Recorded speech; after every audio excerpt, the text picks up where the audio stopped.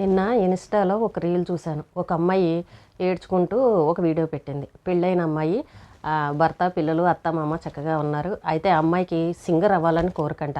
అయితే తల్లిదండ్రులకి ఎంత చెప్పినా కూడా వినకుండా పెళ్లి చేసేసారంట. ఎప్పటికైనా ఆడపిల్లకి పెళ్లి చేయాలి. ఇంకెలాంటివన్నీ నీకు కుదరవు. కావాలంటే నీ భర్త ఒప్పుకున్నాక నీ పెళ్ళైన తర్వాత నువ్వేమన్నా చేసుకో అని చెప్పేసి ఆ అమ్మాయికి పెళ్లి చేసేశారు. పెళ్ళైన తర్వాత ఆ అమ్మాయి గోల్స్ని రీచ్ అవ్వలేకపోయిందంట. భర్త, పిల్లలు, అత్త, మామ ఇంకా ఇదే సంసారం సరిపోయిందంట. ఆ అమ్మాయికి చాలా కోరికలు ఉన్నాయంట. నేను మంచి సింగర్ అవ్వాలి, మంచి పేరు తెచ్చుకోవాలి అని ఒక కోరిక ఉండేదంట. పెళ్ళైన తర్వాత ఇంకా ఆ కోరిక తీరలేదు. అయితే ఆ అమ్మాయి ఏడుచుకుంటూ రీల్ పెట్టి, ఏమైనా గోల్స్ ఉన్న వాళ్ళు మాత్రం అస్సలు ఎవ్వరూ పెళ్ళిళ్ళు చేసుకోకండి. పెళ్ళైన తర్వాత ఏదో సాధిద్దామని అనుకుంటారు. పెళ్ళైన తర్వాత ఇంకేమీ చేయడానికి ఏమీ ఉండదు. ఎవరూ సపోర్ట్ చేసేవాళ్ళు ఉండరు. నేను సింగర్ అవ్వాలనుకున్నాను, కానీ మా అమ్మ మా నాన్న నా మాట వినకుండా ఖచ్చితంగా పెళ్లి చేసుకోవాలని చెప్పేసి పెళ్లి చేసేసి ఈ సంసార జీవితంలో పడేశారు. నా కలలన్నీ అలాగే కన్నీళ్ళుగా మిగిలిపోయాయి. ఇప్పుడు నేనేమీ చేయలేకపోతున్నాను. ఎవరు కూడా పెళ్లి చేసుకోకండి అని చెప్పేసి ఏడ్చుకుంటూ రీల్ పెట్టేసరికి దాని కింద కామెంట్లు చూడాలి. 100% చెప్పావు, నిజమే. అస్సలు పెళ్లి చేసుకోకూడదు. పెళ్లి చేసుకున్నామంటే దానంత దరిద్రం ఇంకోటి ఉండదు.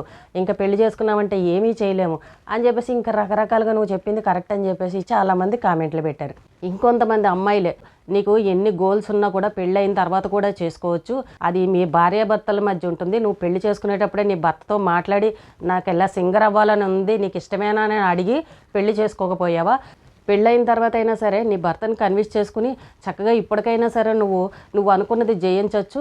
నీకు చేత కావట్లేదు, సంసారం అనేది ఎలా చేసుకోవాలో, నీ గోల్స్ని ఎలా నెగ్గుకోవాలో నీకు అర్థం కావట్లేదని చెప్పేసి చాలామంది అమ్మాయిలు కామెంట్ పెట్టారు.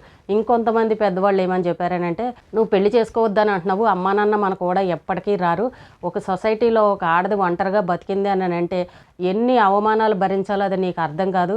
తోడులేని జీవితం. నువ్వు ఎంత సింగర్ అయ్యి ఎంత పేరు ప్రతిష్టలు సంపాదించినా, ఎంత డబ్బు సంపాదించినా నీకు ఏం ప్రయోజనం? తోడు అనేది ఉండరు కదా. మీ అమ్మ మీ నాన్న నీకు కూడా ఎవరూ రారు కదా. అప్పుడు ఆ జీవితం ఎలా ఉంటుంది? ఒంటరి జీవితం నువ్వు ఎన్నాళ్ళు బతుకుతావు?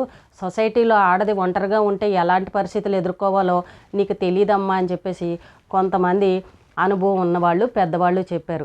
పెళ్ళైన లైఫ్ కూడా చాలా బాగుంటుంది. అది మనం తీర్చిదిద్దుకునే విధానాన్ని బట్టి ఉంటుంది. ఎందుకు పెళ్ళైన సింగర్స్ లేరా? పెళ్ళయి ఉద్యోగాల్లో చేసేవాళ్ళు లేరా? ఆఫీసుల్లో, బ్యాంకుల్లో, పోస్ట్ ఆఫీసులో, ప్రతి ఆఫీసులోనూ కూడా పెళ్ళైన ఆడవాళ్ళు ఉద్యోగాలు చేస్తున్నారు. అంటే మరి వాళ్ళకు కూడా భర్త, పిల్లలు, అత్త, మామ, అమ్మ, నాన్న అందరూ ఉన్నవాళ్లే కదా. అయినా కూడా అటు ఫ్యామిలీని చూసుకుంటూ కూడా ఇటు వాళ్ళు చేయాలనుకున్నది చేసుకుంటూ ఉన్నారు. చదువుకుంటానంటే భార్యలను చదివించే వాళ్ళు కూడా ఉన్నారు. భార్య ఇష్టాలని గౌరవించే వాళ్ళు కూడా ఉన్నారు. మరి ఎందుకు లేరండి సొసైటీలో? ఎక్కడో ఎవరో ఒకరికి ఇష్టం లేదని చెప్పేసి మొత్తానికే జీవితంలో పెళ్ళి వద్దు అని అంటే అది ఎంతవరకు కరెక్ట్ చెప్పండి? మరి అమ్మాయికి సింగర్ అవ్వాలని కోరిక ఉన్నా కూడా మరి తల్లిదండ్రులు ఎందుకు పెళ్లి చేశారు? ఒక ఆడపిల్లకి తోడు అనేది ఖచ్చితంగా అవసరమనే కదా చేశారు. కానీ ఆ అమ్మాయికి అర్థం కాలేదు. జీవితాన్ని ఎలా చక్కదిద్దుకోవాలో ఆ అమ్మాయికి చేత కాలేదు. భర్తని ఎలా కన్విన్స్ చేసుకోవాలో ఆ అమ్మాయికి అర్థం కాలేదు. దాన్ని పట్టుకుని జీవితంలో ఎవరూ పెళ్లి చేసుకోకండి, మీకు అసలు ఇంకా పెళ్ళి అయ్యిందే అని అంటే మీ జీవితం ఇంకా అయిపోయినట్టే అని అన్నట్టు ఆ అమ్మాయి ఆ రకంగా చెప్పింది. కానీ ఇప్పుడు చూడండి, చాలా కోటీశ్వరులు ఉంటారు. మరి కోటీశ్వరులు కూడా కోట్లు ఖర్చు పెట్టి పెళ్ళిళ్ళు చేస్తున్నారు. ఎందుకు చేస్తున్నారు? వాళ్ళు కూర్చుని తింటే ఆస్తి ఉంది కదా. మరి ఎందుకు పెళ్లి చేసుకుని ఇంకొకటి దగ్గరికి పంపించడం చెప్పండి? అయినా కూడా పెళ్లి చేస్తారు. అది వాళ్ళ బాధ్యత, వాళ్ళకి ఒక తోడు. ఇలాంటివన్నీ చూసే పెద్దవాళ్ళు చేస్తూ ఉంటారు. సొసైటీలో భర్త లేని ఆడవాళ్ళనే ఏ రకంగా చూస్తున్నారో మనం అంతా చూస్తున్నాం. అదే ఇంకా మొత్తానికే పెళ్లి చేసుకోకుండా ఉంటే మొత్తం సొసైటీ మగాళ్ళ కన్నులన్నీ ఎవరి మీద ఉంటాయి చెప్పండి? ఇలాంటి ఒంటరి ఆడవాళ్ళ మీద కదా. ఆ అమ్మాయి ఏమన్నా సాధించగలదా అలాంటప్పుడు? ఎప్పుడైనా సరే భర్త అంటే ఒక ధైర్యం, ఒక తోడు. భర్త తర్వాత పిల్లలు. భర్త ఒకవేళ నచ్చకపోయినా, భర్తతో ఏమైనా విభేదాలు వచ్చినా, భర్తతో ఏమన్నా కొట్లాడి విడిపోయినా కూడా మన వెంట ఉండేది మన పిల్లలే. వాళ్ళకి పెళ్ళిళ్ళు అయ్యి వాళ్ళ మంచి చెడ్లు అన్నీ చూసే వరకు కూడా జీవితకాలం చివరి వరకు కూడా మన పిల్లలే ఉంటారు. కాబట్టి మరి పిల్లలు కావాలి అని అంటే పెళ్ళి ఖచ్చితంగా చేసుకోవాలి. మరి జీవితానికి ఒక తోడు అనేది ఖచ్చితంగా అవసరం. కానీ పెళ్ళిళ్ళు చేసుకుంటే గొడవలు వస్తున్నాయి, లేదంటే భార్యలు ఇలా చేస్తున్నారు, లేదా భర్త వచ్చేవాడు మంచివాడు కాదు అని ఇలా రకరకాలుగా మాట్లాడే వాళ్ళు కూడా ఉంటారు. చూడండి, అందరి జీవితాలు ఒకేలాగా ఉండవు. బాగున్న వాళ్ళ గురించి ఎవరూ మాట్లాడరు. ఎక్కడైనా ఏదైనా సంఘటన జరిగిందంటే వాళ్ళ గురించే మనం మాట్లాడుకుంటాం. కానీ మరి చక్కగా సంసారాలు చేసుకుని భార్య పిల్లలతోటి సంతోషంగా ఉన్నవాళ్ళు మన కళ్ళ ముందు ఎంతమంది కనిపించట్లేదు చెప్పండి? అది మీ మనసుని బట్టి, మీ ప్రవర్తన బట్టి, మీరు ఆ భర్తను మార్చుకునే విధానాన్ని బట్టి పెళ్లి చేసుకునేటప్పుడే నాకు ఇలా అవ్వాలని ఉంది, నాకు ఇది చదువుకోవాలని ఉంది, నాకు ఈ ఉద్యోగం చేయాలని ఉంది, నాకు ఈ సింగర్ అవ్వాలని ఉందని ఇలాంటి విషయాలన్నీ మాట్లాడుకొని కనుక చేసుకున్నారంటే మీ లైఫ్ చాలా బాగుంటుంది. సంసార జీవితాన్ని ఎలా చక్కదిద్దుకోవాలో అర్థం కాక అసలు జీవితంలో పెళ్ళే వద్దని మాట్లాడతారు.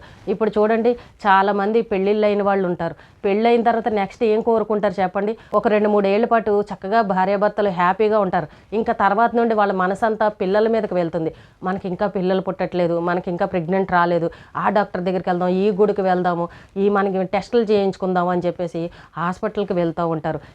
ఏమన్నా ప్రాబ్లం ఉందా ఏంటి, మాకు పిల్లలు కావాలి, మేము తొందరగా తల్లిదండ్రులు అవ్వాలని ఈ కోరికతోటి మనకు హాస్పిటల్ చుట్టూ వెళ్తూ ఉంటారు. ఆ పిల్లలు పుట్టిన తర్వాత ఇంకా భర్త మీద మనసు పోయి ఆ పిల్లల మీదే ప్రేమ ఎక్కువ పెరుగుతుంది. చూడండి, ఏదైనా తగాదా వచ్చిందనుకోండి, నువ్వు వదిలేసి వెళ్ళిపో, నీకు విడాకులు ఇస్తాను, నువ్వు నాకు అవసరం లేదని భర్తను అనేస్తావు. కానీ పిల్లల్ని అనగలమా? పిల్లలకి విడాకులు అనేవి ఉంటాయా? తల్లి పిల్లల మధ్య ఏమన్నా విడాకులు అనేవి ఉంటాయా? ఏమీ ఉండవు. ఎంత కష్టమైనా సరే, ఎంత బాధలైనా, ఎన్ని ఇబ్బందులు ఉన్నా సరే మనం ఏదో ఒక పని చేసి పోషించుకుంటాం. అలాగే ఆ పిల్లలు కూడా అమ్మ అమ్మ అని మన వెనకాలే తిరుగుతారు. నాన్న వదిలేసి వెళ్ళిపోయినా, నాన్న పట్టించుకోకపోయినా సరే పిల్లలు అమ్మ వెనకాలే తిరుగుతారు. ఓ 25-30 ఏళ్ళ పాటు వాళ్ళు మనతోనే కదా ఉండేది.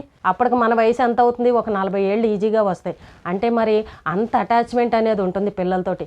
అదే భర్త కూడా మంచివాడయ్యాడు అనుకోండి, ఆ భర్త కూడా ఆ పిల్లల కోసమే కదా ఆరాటపడతాడు. అప్పుడు భార్య కంటే కూడా పిల్లల కోసమే కష్టపడతాడు, పిల్లల కోసమే సంపాదించాలనుకుంటాడు, పిల్లల కోసమే ఆస్తులు కూడబెట్టాలని పాపం ఏవేవో ప్రయత్నాలు చేసి ఎంతో కష్టపడుతూ ఉంటారు. అక్కడ ఇద్దరి మధ్య గొడవలు వచ్చినా కూడా మెయిన్ ఆ పిల్లల మీదే ప్రేమ అనేది ఉంటుంది ఇద్దరికీ కూడా. ఒకరినొకరు వదలాలన్నా సరే పిల్లల గురించి ఎక్కడా కూడా విడిపోరు. చాలామంది చెప్తూ ఉంటారు, చూడండి, మాకు ఎన్ని గొడవలు వచ్చినా పిల్లల మొహం చూసి ఉంటున్నాను, ఆ పిల్లల గురించే నేను ఉంటున్నాను, పిల్లలు అన్యాయం అయిపోతారని ఉంటున్నానని కొంతమంది చెప్తూ ఉంటారు. అంటే ఆ పిల్లలు ఉండడం వల్ల ఇంకా భార్యాభర్తల మధ్య ప్రేమ అనేది ఉంటుంది, ఆప్యాయత అనేది ఉంటుంది.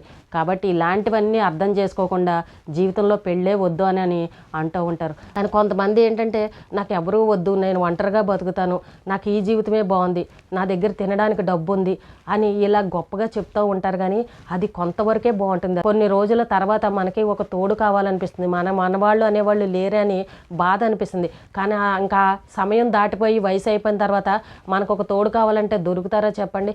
మన కన్న పిల్లలు కావాలంటే అది అప్పుడు సాధ్యమయ్యే పనే చెప్పండి? కానీ ఇలాంటివి ఎవరూ ఆలోచించుకోరు. కానీ ఎన్ని గొడవలున్నా, ఎన్ని కష్టాలున్నా, ఎన్ని ఇబ్బందులున్నా అయినా పెద్దవాళ్ళు పెళ్ళిళ్ళు చేస్తారు. ఎందుకు చేస్తారండి? జీవితానికి తోడు అనేది చాలా అవసరం. ఎప్పుడైనా సరే మన మధ్య గొడవలు రాకుండా ఉండాలంటే ఒకరికొకరు అండర్స్టాండింగ్గా ఉండి, ఒకరికొకరు చక్కగా మాట్లాడుకుని, ఒకరినొకరు గౌరవించుకుంటూ, ఒకరిష్టాలని ఒకరు గౌరవించుకుంటూ జీవితం సాగిస్తే ఎటువంటి గొడవలు రావు. బాగున్న వాళ్ళ గురించి మనం చెప్పుకోం, కానీ ఎక్కడైనా సరే ఒకటి చెడు జరగగానే వాళ్ళ గురించే హైలైట్ చేసి చెప్పుకుంటూ ఉంటాం. ఏదైనా సరే ముందు మన చేయి జారిపోయిన తర్వాత మనం తిరిగి మళ్ళీ అదే కావాలని కోరుకున్నామనంటే ఆ జీవితం మనకు తిరిగి రాదు. పెళ్ళైన జీవితం కూడా చాలా హ్యాపీగా ఉంటుంది. దాన్ని మనం మలుచుకునే దాన్ని బట్టి ఉంటుంది. మరి మన తల్లిదండ్రులు కూడా అలాగే అనుకుంటే మనం భూమి మీద ఉండేవాళ్ళం కాదు కదా. కాబట్టి ఇలాంటివన్నీ కూడా ఆలోచించుకోవాలి. ఎవరికో ఏదో చెడు జరిగిందని మనకు కూడా అలాగే జరుగుతుందని ఎప్పుడూ అనుకోవద్దు. మీకేమైనా సరే గోల్స్ కానీ, ఏమైనా ఇష్టాలు కానీ, కోరికలు కానీ ఇలాంటివి ఉంటే పెళ్లి చేసుకునే ముందే చక్కగా అబ్బాయి అయినా సరే, అమ్మాయి అయినా సరే, పెళ్ళయ్యాక ఇలా చేయాలనుకుంటున్నానని అడిగి వాళ్ళని ఒప్పించుకొని చక్కగా పెళ్ళిళ్ళు చేసుకొని మంచి జీవితాన్ని ఆనందమయం చేసుకోండి. మీ పిల్లలతోటి హ్యాపీగా గడపండి. ప్రతి ఒక్క ఆడవాళ్ళు కూడా అమ్మాని పిలిపించుకోవాలని అంటే పెళ్ళి ఖచ్చితంగా చేసుకోవాలి. ఇంకా అమ్మాని పిలిచే ఆనందం ఎంత గొప్పగా ఉంటుందో తెలుసా? మీరు ఎన్ని వేలు పెట్టి కొందామన్నా సరే అమ్మ అనే పిలుపు ఎక్కడ కూడా దొరకదు. మన అనేవాళ్ళు మనకు డబ్బులు ఇచ్చుకుంటే రారు. మరి ఈ విషయాన్ని కూడా ప్రతి ఒక్కళ్ళు గుర్తుపెట్టుకోండి.